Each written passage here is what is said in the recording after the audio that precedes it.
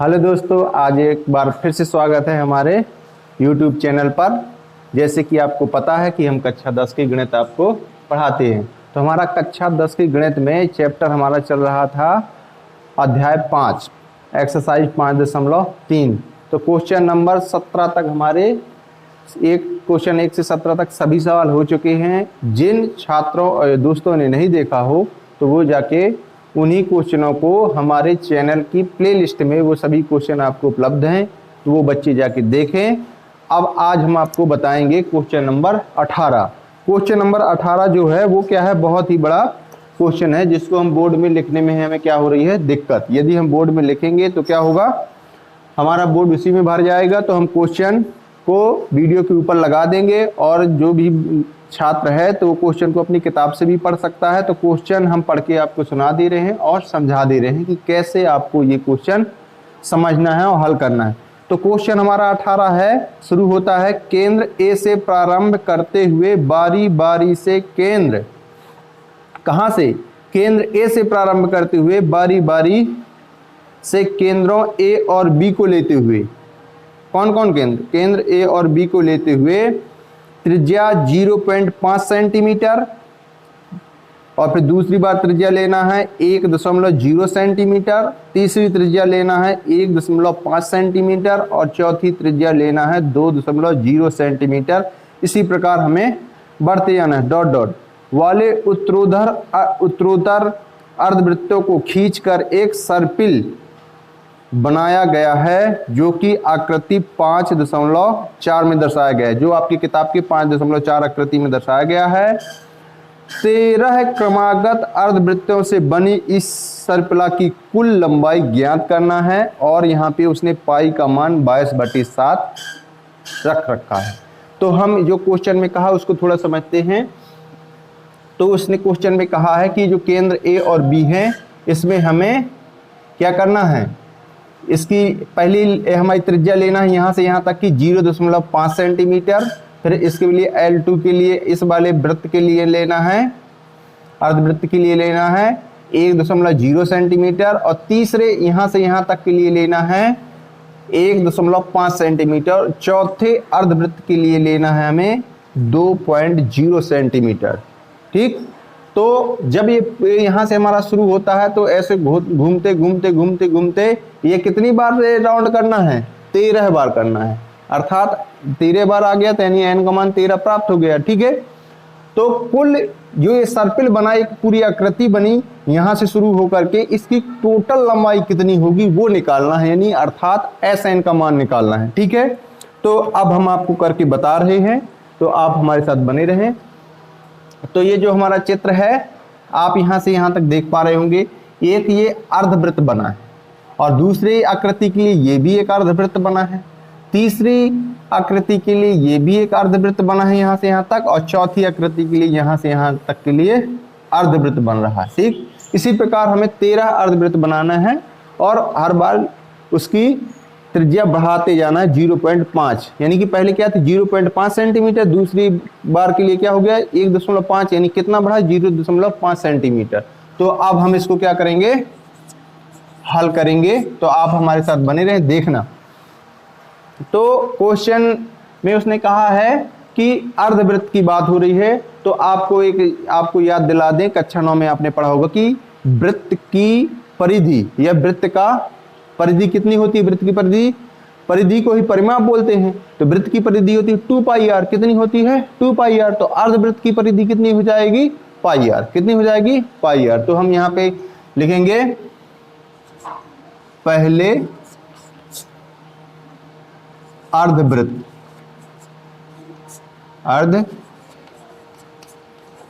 की परिमाप या परिधि लिख देंगे,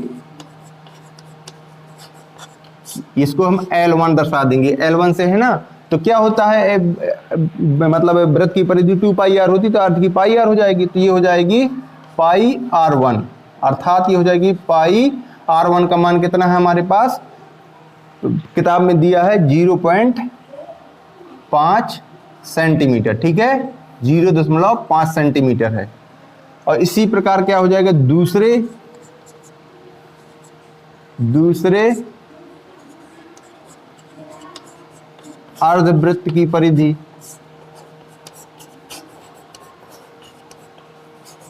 क्या हो जाएगी ये L2, L2 हो जाएगी, हम सीधे लिख रहे हैं पाई R2, तो इसका हो जाएगा पाई 1.0। ठीक, ये दूसरा हो गया। और तीसरे अर्धवृत्त की लिखेंगे, जो क्वेश्चन में दिया है वही हम कर रहे हैं, अपने से कुछ नहीं कर रहे हैं, आप देखते जाइए। तीसरे अर्धवृत्त की परिधि,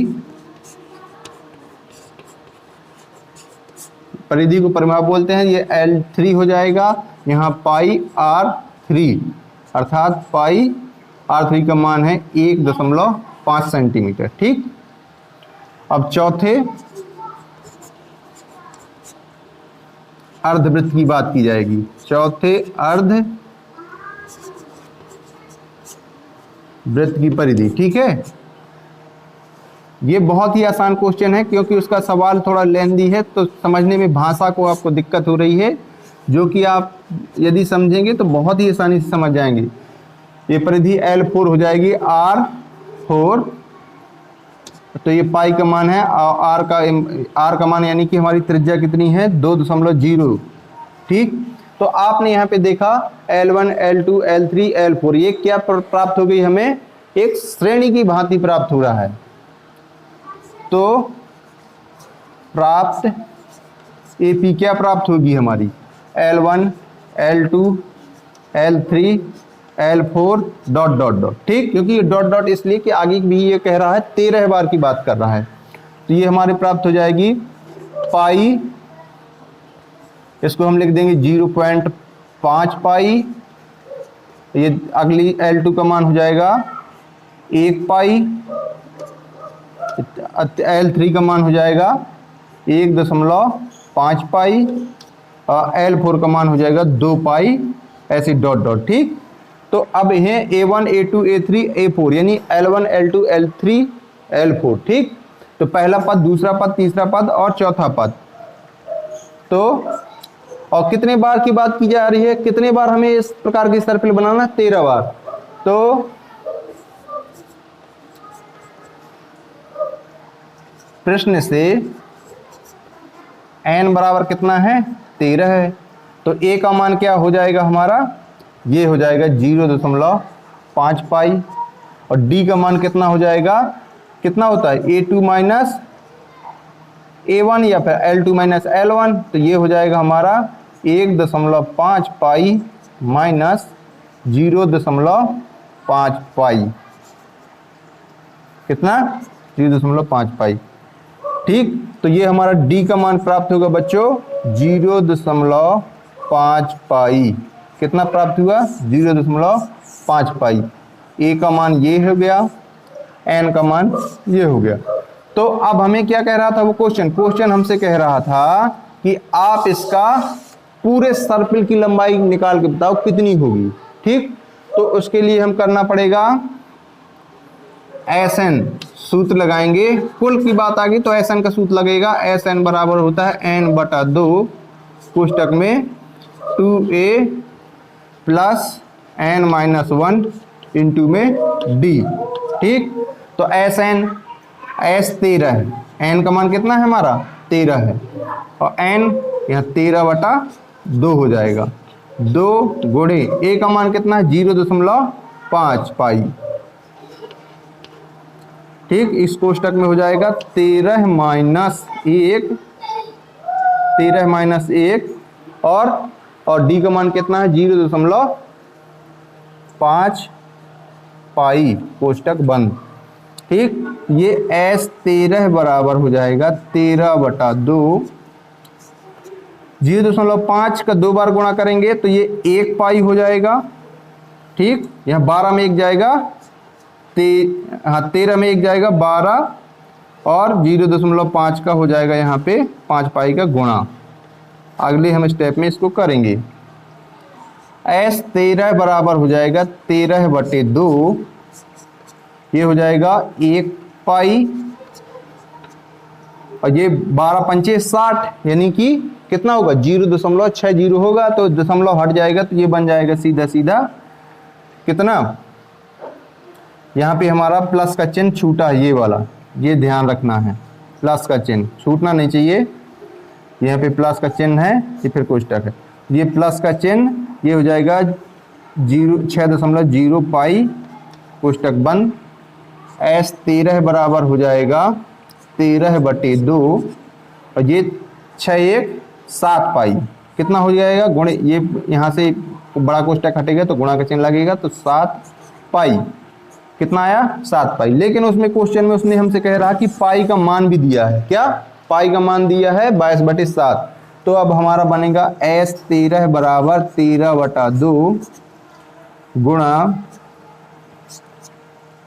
7, पाई का मान है 22/7, 7 से 7 कट गया, 2 एकम 2 और 11 दूनी 22, तो 11 और 13 का गुणा करेंगे तो S13 बराबर हो जाएगा 11 3 33, हासिल 3, 11 एकम 11, 11 3 14, इतने सेंटीमीटर हमारी लंबाई होगी। किसकी, इस सर्पिल की पूरी लंबाई कितनी होगी, 143 सेंटीमीटर, ठीक। लेकिन ये कितनी बार की है, 13 बार ऐसे हमें चलना है, तो ये 13 बार तो हम बना नहीं सकते, क्वेश्चन में आकृति में भी बना है, ठीक है। तो इस प्रकार से क्वेश्चन नंबर 18 हमारा क्या होता है, समाप्त होता है। और क्वेश्चन नंबर 18 हमने लिखा नहीं है, तो आप अपनी अपनी बुक से पढ़ लेंगे और उसको हम वीडियो के ऊपर लगा देंगे उसके क्वेश्चन की कटिंग, ठीक है। तो मिलते हैं हम आपको क्वेश्चन नंबर 19 पर, तब तक के लिए आप हमारे साथ बने रहें।